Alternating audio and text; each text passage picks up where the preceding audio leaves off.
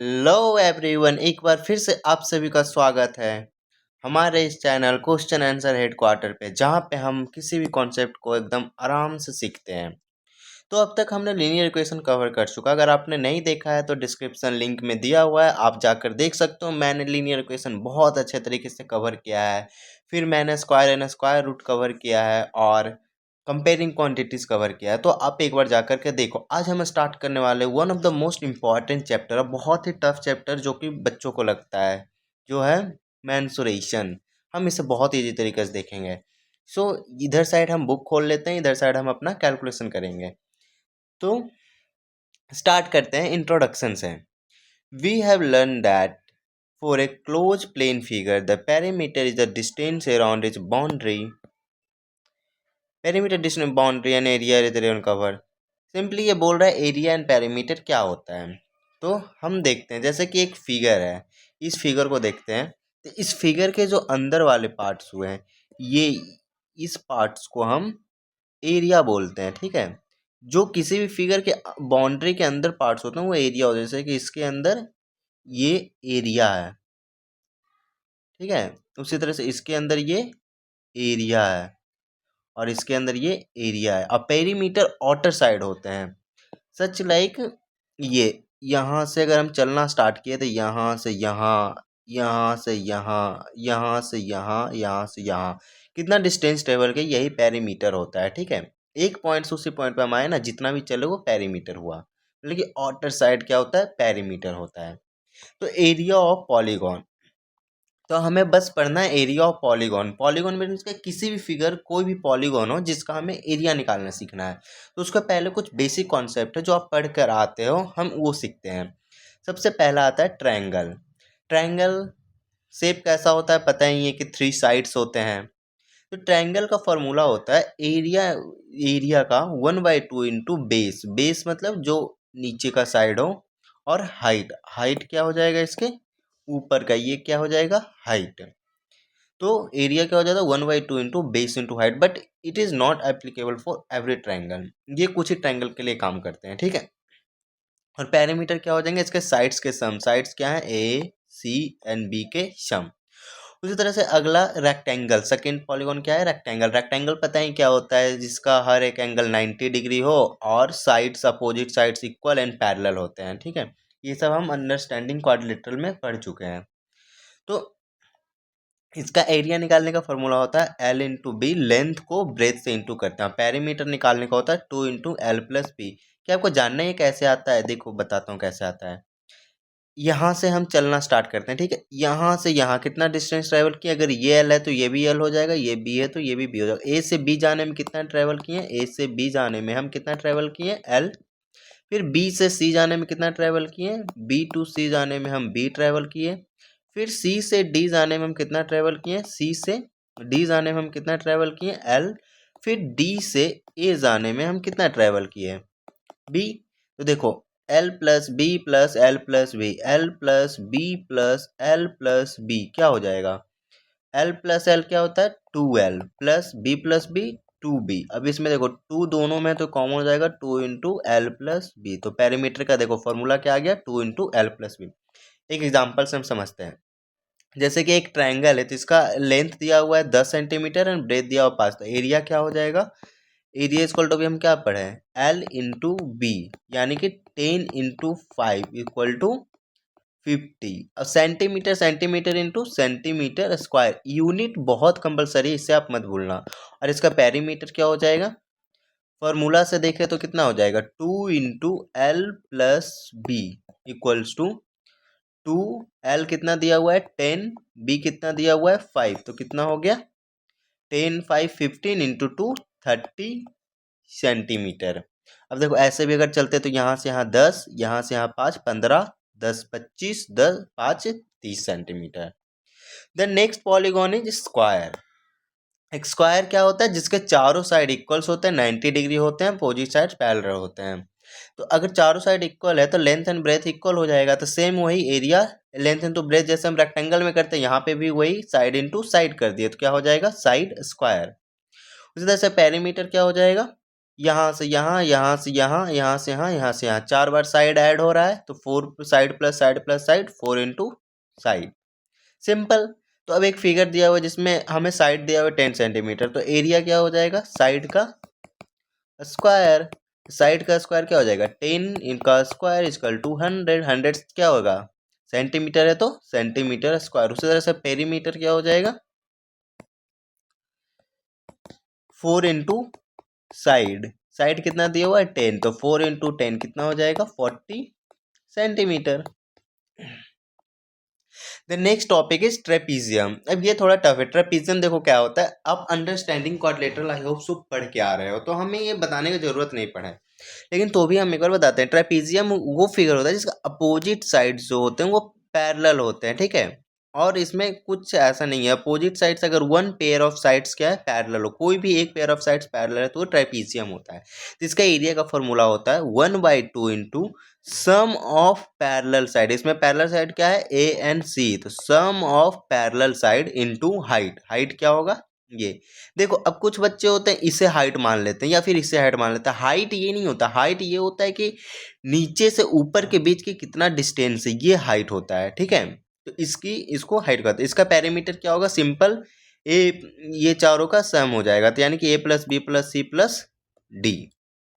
एक क्वेश्चन अब हम इस पे देखते हैं कि एक एग्जांपल दिया हुआ है कि एरिया जो है 20 सेंटीमीटर, ये साइड 20 है, ये साइड 10 है और हाइट 5 दिया हुआ है। तो एरिया का फॉर्मूला हमने क्या भी पढ़ा, 1/2 into sum of parallel side. तो 20 एंड 30 पैरेलल साइड है, तो 20 प्लस 10 कितना हो जाएगा 30 इंटू हाइट। हाइट कितना दिया हुआ है 5, तो यहाँ से ये 15, 15 5 जा 75, और एरिया का यूनिट स्क्वायर में होता है तो सेंटीमीटर स्क्वायर।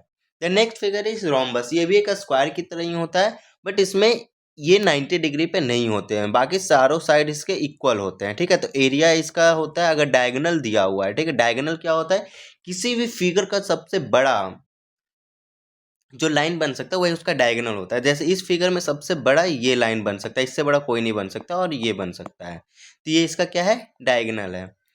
तो एरिया डायगोनल अगर दिया होता है तो 1/2 इंटू डायगोनल 1 इंटू डायगोनल 2 होता है। देखो जैसे एक क्वेश्चन को थोड़ा समझते हैं।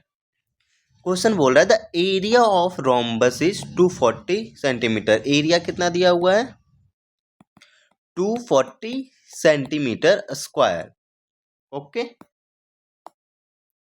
उसके बाद one of the diagonal is 16 centimetre. Diagonal क्या दिया हुआ है इसका, देखो एक डायगोनल दिया हुआ है कितना 16 centimetre. Find the other diagonal, other diagonal find करना है। तो अभी हमने एरिया क्या पढ़ा है, area equals to 1/2 into diagonal 1 into diagonal 2, ठीक है। तो 1/2 डायगोनल 1 हमें दिया हुआ है कितना 16 सेंटीमीटर, डायगोनल 2 हमें फाइंड करना है, इक्वल्स टू एरिया कितना दिया हुआ है 240। सो आगे लीनियर इक्वेशन का क्वेश्चन हो गया, ये इससे 8 बार में चला गया, 8 2d equal to 240 and d2 equal to 240 divided by 8, यानी कि कितना आ गया 30 सेंटीमीटर। दूसरा डायगोनल कितना आएगा 30 सेंटीमीटर। तो इसी के साथ एरिया ऑफ पॉलीगॉन का हमने सारे कॉन्सेप्ट को कवर कर लिया। अब ये क्यों जरूरी था ये मैं अब पता चलेगा, क्योंकि एक क्वेश्चन जिसमें सारे मिले होते हैं फिगर, जैसे कि आप एरिया ऑफ पॉलीगॉन अपने बुक में देख सकते हो कि ये जो फिगर है इसका एरिया निकालने के लिए हमें सारे का एरिया देखो जानना जरूरी है। ये देख रहे हो इतने सारे फिगर्स बनते हैं एक पॉलीगॉन का, इसी तरह से एरिया निकलता है। तो अगर हम ये क्वेश्चन कर लेते हैं तो हमारा सारे कॉन्सेप्ट क्लियर हो जाएंगे। तो क्वेश्चन बोल रहा है find the area of polygon MNOPQR। MNOPQR एक पॉलीगॉन है जिसका एरिया फाइंड करना है, ठीक है। तो देखो इसमें कौन कौन से दिख रहे हैं, देखो नंबरिंग हम कर लेते हैं, ठीक है। ये हमारा 1 हो गया, ये 2 हो गया, ये 3 हो गया, ये 4 हो गया, ये 5 हो गया, ये 6, टोटल इसमें 6 पार्ट में बटे हुए हैं। तो हर एक पार्ट का हमें एरिया निकालना होगा। तो फर्स्ट पार्ट हमारा क्या है, ट्रायंगल है, तो फर्स्ट पार्ट का एरिया क्या हो जाएगा, एरिया ऑफ, इसको अगर नेमिंग देना चाहे तो क्या होगा MAN, area of MAN equal to क्या होगा 1/2 इंटू बेस इंटू हाइट, हम पढ़े हैं बेस इंटू हाइट, ठीक है। अब देखो ये एक ट्रायंगल है, ठीक है। इसको अगर हम बेस मान लेते हैं और ये हमारा क्या हो जाएगा, तो फिर हाइट हो जाएगा। और देखो ये लेंथ तो पता है हमें, ये लेंथ पता है नहीं पता है, तो कैसे पता चलेगा। सॉरी, ये क्वेश्चन पूरा यहाँ पर नहीं था। क्वेश्चन में नीचे और भी दिया हुआ है कि find the area of polygon and perpendicular diagonal MP, ठीक है। एमपी 9 सेंटीमीटर दिया हुआ है, एम से पी तक की पूरा डिस्टेंस 9 सेंटीमीटर है, एम डी 7 सेंटीमीटर, एम से डी 7 है, एम सी हमारा 6 है, एम से बी तक हमारा 4 है और एम से ए तक हमारा 2 सेंटीमीटर है। तो एरिया ऑफ एम एन क्या हो जाएगा, 1/2 into base 2.5 into height, height कितना दिया हुआ है यहाँ पे 2 सेंटीमीटर, तो इससे ये कैंसिल, तो एरिया क्या आ गया 2.5 सेंटीमीटर स्क्वायर। उसी तरह से सेकेंड पार्ट का एरिया निकालते हैं, ठीक है। अब हम इसको फिगर का नेम नहीं लिख के हम डायरेक्ट लिखता हूँ, ठीक है। Second part area, second part में देखो एक ट्रेपेजियम दिख रहा है, ये साइड और ये साइड पैरेलल है और ये क्या है, हाइट है। तो हमने क्या पढ़ा था, 1/2 into sum of parallel side में क्या क्या है, 2.5 एंड 3। तो 2.5 प्लस 3 क्या हो जाएगा, 5.5 इंटू हाइट, हाइट कितना है ए टू सी। अब देखो ए टू सी कैसे निकलेगा, एम टू सी कितना दिया हुआ है, एम टू सी 6 सेंटीमीटर है, यहाँ से यहाँ तक 6 सेंटीमीटर, यहाँ से यहाँ तक 2 सेंटीमीटर, तो ए टू सी क्या हो जाएगा 6 माइनस ये टोटल 6, ये 2 चला गया तो 4 सेंटीमीटर, यहाँ से ये कितना आ गया 4, इससे ये कैंसिल, तो कितना आ गया 55 टू जाओ 11.0 सेंटीमीटर स्क्वायर। अब थर्ड पार्ट का देखते हैं, third part area, third part क्या है हमारा ये। अब इसमें देखो हाइट कितना दिया हुआ है 3 सेंटीमीटर और बेस C2P है, ठीक है। C2P का आप कैसे निकलेगा, हमें तो कहीं दिया नहीं है। तो देखो अगर ए M2P में M2C घटा दे तो C2P निकल जाएगा। M2P कितना दिया हुआ है 9 सेंटीमीटर, ये कितना है 9, और M2C कितना दिया हुआ है 6 सेंटीमीटर, तो M2 6 कितना दिया हुआ है 6 सेंटीमीटर, 9 में से 6 गया तो क्या बचेगा 3। तो एरिया क्या हो जाएगा 1/2 इंटू 3 इंटू 3, तो क्या हो गया 3 3 9/2 यानी कि 4.5 सेंटीमीटर स्क्वायर। अब फोर्थ पार्ट का करें, fourth part area equals to, अब फोर्थ पार्ट में क्या है ये है।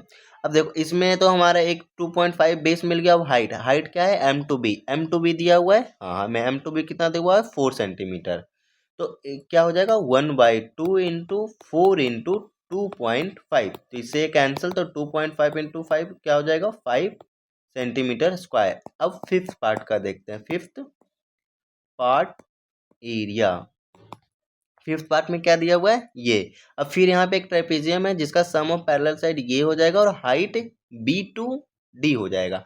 अब देखो B2D कैसे निकलेगा, टोटल M2P में से नहीं M2D में से अगर M2B माइनस कर दे, M2D कितना दिया हुआ है M2D 7 दिया हुआ है, जिसमें से अगर हम M2B 4 माइनस कर दे तो कितना हो गया 3।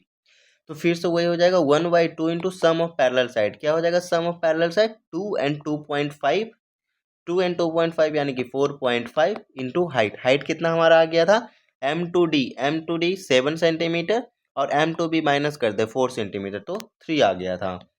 तो कितना आ जाएगा यहाँ से 4.5 इंटू 3/2, तो 4.5, 5 3 जा 15, 4 3 जा 12 एंड 13.5/2 आ जाएगा।